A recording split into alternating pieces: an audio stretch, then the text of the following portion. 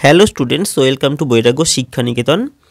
আজকের এই ভিডিওতে আমি ক্লাস 6 বা ষষ্ঠ শ্রেণীতে পাঠ্য ঘাসফড়িং কবিতার প্রশ্ন উত্তর নিয়ে আলোচনা করছি।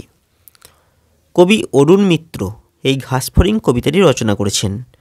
এটি একটি প্রকৃতি বিষয়ক কবিতা, খুবই ছোট্ট এবং খুব সুন্দর একটি কবিতা। এই ঘাসফড়িং কবিতা থেকে যে সমস্ত প্রশ্ন তোমাদের পরীক্ষায় আসবে তার সমস্ত উত্তর আজকের এই ভিডিওতে পেয়ে যাবে। এই ভিডিওটি দেখার সঙ্গে সঙ্গে তোমরা যারা ক্লাস 6-এ পড়ছো বা ষষ্ঠ শ্রেণীতে পড়ছো, খাতা কলম নিয়ে তৈরি হয়ে যাও এবং উত্তরগুলিকে খাতায় লিখে নাও, মুখস্থ করো। আজকের ভিডিওতে যে প্রশ্ন আলোচনা করা হয়েছে সেই প্রশ্নগুলির বাইরে অন্য কোনো প্রশ্ন তোমাদের পরীক্ষায় আসবে না, নিশ্চিন্ত থাকো।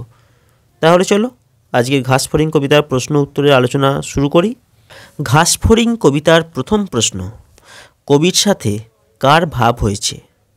কবির সাথে একটা ঘাসফড়িংয়ের ভাব হয়েছে। পরের প্রশ্ন, কবির সাথে ঘাসফড়িংয়ের কেমন ভাব হয়েছে? কবির সাথে ঘাসফড়িংয়ের গলায় গলায় ভাব হয়েছে। পরের প্রশ্ন, গলায় গলায় ভাব এই কথার অর্থ কী? গলায় গলায় ভাব বলতে বোঝায় গভীর আন্তরিক প্রীতির সম্পর্ক। পরের প্রশ্ন, কবি কার সাথে ভাব না করে পারতেন না?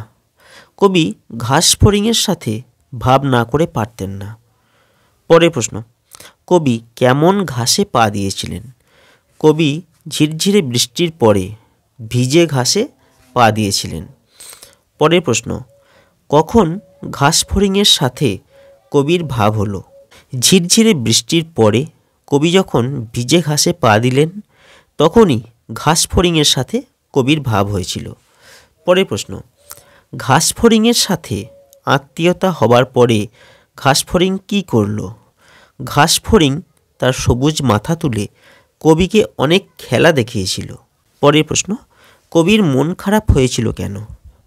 ঘাসফড়িংয়ের সাথে কবির গভীর আত্মীয়তা তৈরি হয়েছিল, তাই ঘাসফড়িংয়ের কাছ থেকে চলে আসার সময় কবির মন খারাপ হয়েছিল। পরের প্রশ্ন, কবি ঘাসফড়িংকে কী বলেছিল? কবি বাড়ি ফিরে আসার সময়ে ঘাসফড়িংকে বলে এসেছিলেন তিনি আবার তার কাছে আসবেন, নতুন বন্ধুকে তিনি চিরদিনের জন্য পরিত্যাগ করবেন না। পরের প্রশ্ন, ঝিরঝিরে বৃষ্টি পড়লে কবি কী করতে চান? কবি ভিজে ঘাসের কাছে এবং ঘাসফড়িংয়ের কাছে ফিরে যেতে চান। পরের প্রশ্ন, কবি কাকে কী কথা দিয়ে এসেছিলেন? উত্তর হবে, কবি ঘাসফড়িংকে কথা দিয়েছিলেন। তিনি কথা দিয়েছিলেন ঝিরঝিরে বৃষ্টি হলে তিনি ঘাসফড়িংয়ের কাছে যাবেন। পরের প্রশ্ন, ঘাসফড়িংয়ের সাথে কবির ভাব হয়েছিল কেন? উত্তর হবে, কবি প্রকৃতিকে ভালোবাসেন, তাই বৃষ্টির সময়ে তিনি ভিজে ঘাসে পা দিয়ে হেঁটেছিলেন। ঘাসফড়িংয়ের সাথে সবুজ প্রকৃতির নিবিড় যোগ আছে। ঘাসফড়িংয়ের গায়ের সবুজ রং সবুজ প্রকৃতির কথা মনে করিয়ে দেয়, তাই ঘাসফড়িংয়ের সাথে কবির গলায় গলায় ভাব হয়েছিল। পরের প্রশ্ন, কবির দরজা কিভাবে সবুজে সবুজ হয়ে উঠেছে? উত্তর হবে, সবুজ প্রকৃতি তথা ঘাসফড়িংয়ের গায়ের সবুজ রং কবির মনকে মোহিত করে রেখেছিল, তাই ঘরের দরজাতেও তিনি সবুজের সমারোহ দেখতে পেয়েছিলেন। পরের প্রশ্ন, ঘাসফড়িং কবিতায় কেমন বৃষ্টি হচ্ছিল? ঘাসফড়িং কবিতায় ঝিরঝিরে বৃষ্টি হওয়ার কথা আছে। পরের প্রশ্ন, পদ পরিবর্তন। ঘাস এর পদ পরিবর্তন করলে হবে ঘেঁষো। ঘর পদ পরিবর্তন করলে হবে ঘরোয়া। ভাব পদ পরিবর্তন করলে হবে ভাবুক। আত্মীয়তা তা থেকে আত্মীয়। মন তা থেকে মানসিক। সবুজ থেকে সবুজাভ। নতুন নতুনত্ব। বৃষ্টি বৃষ্টিময়। এবার পরের প্রশ্ন, কবির সাথে ঘাসফড়িংয়ের নতুন আত্মীয়তা কিভাবে গড়ে উঠল? উত্তর লিখতে হবে, ঝিরঝিরে বৃষ্টির পরে কবি সবুজ ঘাসের উপর হেঁটেছিলেন, সেখানে তিনি এক সবুজ ঘাসফড়িংয়ের দেখা পান। ঘাসফড়িং তার সবুজ মাথা তুলে কবিকে অনেক খেলা দেখিয়েছিল, তা দেখে কবি খুব আনন্দও পেয়েছিলেন, এভাবেই তাদের মধ্যে আত্মীয়তা তৈরি হয়েছিল। পরের প্রশ্ন, কবির কৌতূহল এবং ভালো লাগায় ঘাসফড়িং কীভাবে সাড়া দিয়েছিল? উত্তর হবে, কবি যেমন ঘাসফড়িংকে ভালোবেসেছিলেন, ঘাসফড়িংও তেমনি কবিকে আপন করে নিয়েছিল। সে তার সবুজ মাথা তুলে কবিকে অনেক খেলা দেখিয়েছিল।